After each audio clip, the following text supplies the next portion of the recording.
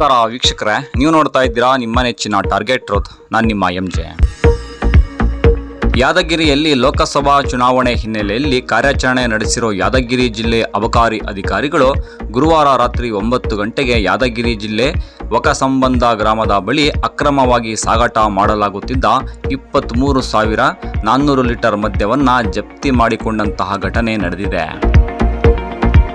ಈ ಬಗ್ಗೆ ಶುಕ್ರವಾರ ಮಧ್ಯಾಹ್ನ 1 ಗಂಟೆಗೆ ಮಾಹಿತಿ ನೀಡಿರುವ ಅಧಿಕಾರಿಗಳು ತೆಲಂಗಾಣದ ನಾರಾಯಣಪೇಟ್ನಿಂದ ವಕಸಂಬಂಧ ಗ್ರಾಮಕ್ಕೆ ಅಕ್ರಮವಾಗಿ ಮದ್ಯ ಸಾಗಾಟ ಮಾಡುತ್ತಿರುವಾಗ ದಾಳಿ ನಡೆಸಿ ಮದ್ಯ ಜಪ್ತಿ ಮಾಡಿಕೊಳ್ಳುವುದರ ಜೊತೆ ಆರೋಪಿಗಳನ್ನು ಬಂಧಿಸಿದ್ದಾರೆ.